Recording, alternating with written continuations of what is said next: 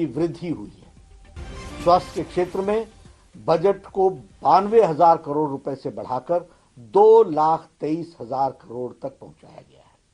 64,180 करोड़ रुपए आत्मनिर्भर स्वस्थ भारत परियोजना के लिए दिए गए हैं।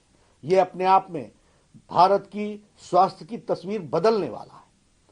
कोरोना वैक्सीन पर 2021-22 में 35,000 करोड़ रुपए खर्च किए जाने की प्रावधान की गई है और मोदी जी की सरकार कोविड को भारत से जड़ से खत्म करने के लिए कृत संकल्प है। इतनी गंभीरता हमने इस विषय की रखी है। प्रधानमंत्री श्री नरेंद्र मोदी जी ने अपने नेतृत्व में केंद्र की एनडीए की सरकार किसानों के कल्याण एवं आय को दुगना करने के लिए कटिबद्ध है। एमएसपी बढ़ाकर उत्पादन लागत का 1.5 गुना किया गया है। प्रधानमंत्री मोदी जी की सरकार पिछली सरकार से करीब 3 गुना अधिक राशि किसानों के खातों में पहुंचाई गई है।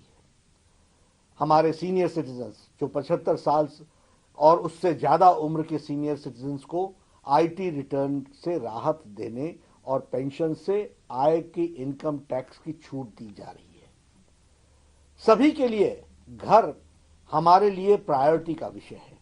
होम लोन पर ब्याज में 1.5 लाख रुपए की कटौती के प्रावधान को 31 मार्च 2022 तक बढ़ाया गया है। अगर 1938 में चले आ रहे इंश्योरेंस एक्ट में बदलाव एक सकारात्मक कदम है जो बहुत दिनों से चर्चा में था लेकिन किया नहीं गया था, उसे प्रधानमंत्री मोदी जी ने आज उसमें परिवर्तन किया है। सरकारी बैंकों में 20,000 करोड़ रुपए का निवेश बैंकिंग सेक्टर को मजबूती प्रदान करेगा। 15वें वित्त आयोग की सिफारिश माने जाने के बाद अब राज्यों को केंद्रीय करों का 30% से बढ़कर 41% उनको हिस्सा मिल सकेगा। कैपिटल एक्सपेंडिचर के लिए हमारे 5.54 लाख करोड़ रुपए खर्च किए जाएंगे और उसका प्रावधान किया गया है जो कि पिछले बजट से 30% अधिक है, 30% अधिक है। इसके अतिरिक्त राज्यों और स्वतंत्र बॉन्डेज यानी बॉन्ड्स भरने का भी उनको 2 लाख करोड़ रुपए दिए जाएंगे। हमारे स्वच्छ जल के लिए देश भर में अगले 5 वर्षों में 2.87 लाख करोड़ रुपए का प्रावधान किया गया है। शिक्षा में 100 से ज्यादा सैनिक स्कूलों को हाई एजुकेशन काउंसिल का गठन करके उनकी विकास की बात सोची जा रही है।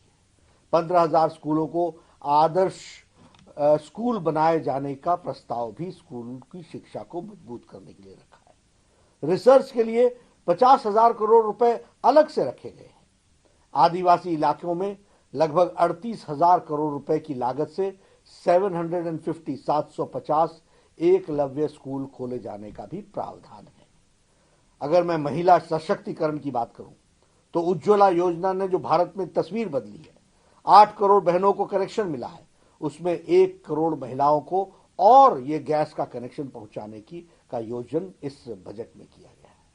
जम्मू कश्मीर में भी गैस पाइपलाइन योजना की शुरुआत की जा रही है। टी गार्डन में काम करने वाले हमारी बहनें, हमारी माताएं, उनके विकास के लिए 1,000 करोड़ रुपए का प्रावधान किया गया है जो उनके विकास में लगाया जाएगा। हमारे जो प्रवासी और असंगठित क्षेत्र में काम करने वाले मजदूर हैं, उस असंगठित क्षेत्र के मजदूरों के लिए अनेक योजनाएं लाई गई हैं। देश भर में एक देश में एक राशन कार्ड योजना लागू होगी। यह हमारे मजदूरों के जीवन में बहुत बड़ा परिवर्तन लाएगा। वो गांव छोड़ करके दूसरे स्थान पर काम करने के लिए जाता है, उसे वहां राशन उपलब्ध हो सकेगा, सस्ता राशन, इसकी व्यवस्था की जा रही है। एमएसएमईज के लिए 15,700 करोड़ रुपए का बजट कोरोना संक्रमण के समय छोटे, लघु, सूक्ष्म एवं मध्यम उद्योगों को मजबूत करने की योजना रखी गई है। छोटे कंपनियों की परिभाषा बदलकर इसके लिए पंजीकृत आधार में 50 लाख रुपए से बढ़ाकर 2 करोड़ रुपए किए जाने का प्रावधान भी किया गया है। उसी तरीके से कैपिटल एक्सपेंडिचर को 34% बढ़ाया गया है। यह इकोनॉमी में बहुत बड़ा परिवर्तन लाएगा। ग्रामीण क्षेत्र में इंफ्रास्ट्रक्चर के विकास के लिए जो आवंटन किया जाता है उसे बढ़ाकर 40,000 करोड़ रुपए किया गया है। रेलवे के लिए 1.10 लाख करोड़ रुपए, सड़क परिवहन मंत्रालय के 1,18,000 करोड़ रुपए अतिरिक्त प्रावधान किए गए हैं। बिजली से जुड़े इंफ्रास्ट्रक्चर को मजबूत करने के लिए 3 लाख करोड़ रुपए की अधिक लागत से स्कीम को लॉन्च किया जा रहा है। यह बताता है कि सबका साथ, सबका विकास और सबका विश्वास के मंत्र से प्रेरित होकर बजट ये हमारा 2021-22 का आया है। यह गरीबी, किसानों, हमारे जो मध्यम वर्ग के लोग हैं उनको मजबूती प्रदान करने के लिए और राज्य के कोषीय घाटे को काफी हद तक सीमा में रखने वाला, देश के आर्थिक गति को तेज करने वाला बजट है।